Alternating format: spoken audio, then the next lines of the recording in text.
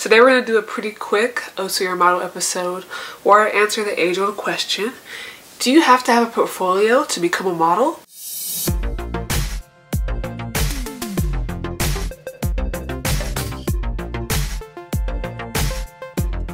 So in my last video, I brought up this topic while explaining how to become a model. If you haven't seen that video, go back and check it out. I explained 4 different ways that you can become a model. But I kind of briefly touched on this topic whilst in that video. So, to put it simply, the answer is yes and no. So first, let's tackle yes. What I mean by that is, if you are going to be a freelance model, then obviously you have to have a portfolio to become a freelance model. How else are you going to get jobs? People need to see that you have work that could possibly show them that you can be a model for their project or their job or whatever. So you've kind of skipped the whole part of an agency helping building you. You kind of just started doing that yourself. So you have to have a portfolio. So the answer is yes. If you're going to be a freelance model or a model who does not have agency representation, you have to have a portfolio to become a model in that sense. However, when I say no, a lot of people think that just to go to an agency and try to get signed by an agency, you already have to have a portfolio already built. That's not true. If you have a portfolio that is not up to par and you bring that into an agency with you, that can hinder your chances of getting signed. So let me explain what happened to me when I went my very first open call. So I went to New Model Management, I think that's what it's called. It's on episode 3 of Oh So You're a Model, so you can go back and watch that too to see what I'm talking about. But we went there and I just didn't have a portfolio that was that great.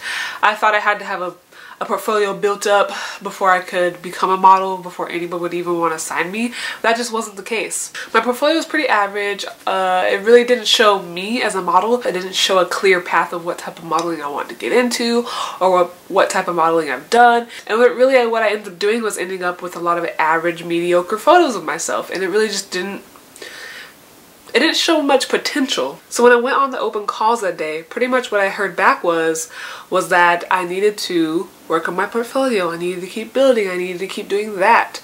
And that's what I really think hindered me from getting signed earlier, was that my portfolio was just not up to par. If you are an aspiring model and you've never done modeling before, or you're really just starting out or whatever, go to an agency with just your digitals. Digitals are pretty much just snapshots of you, clean photos of yourself that show off your body, what you look like, you in your natural state, so that the people can see what they have to work with.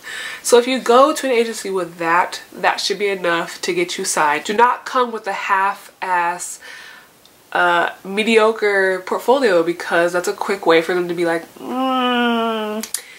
yeah. So you don't want them to be indifferent, you want them to see potential. Unless you are a freelance model who has a lot of work under their belt, already has had jobs, already has done you know, different things that can show the casting agent that I should take this person on because they can add something to my agency. Unless you already have a portfolio that is already up to par, I would say don't bring it, and just bring digitals of yourself. So don't go to an agency empty-handed, but you do not need a portfolio to become a model. Once you get signed with an agency, then you go to work building your portfolio. So your portfolio doesn't get built all at one time. It happens over time while you do jobs and different things. However, when you're first starting out, you will have to pay photographers to take test shoots of you. And these are going to be photos in different genres of modeling.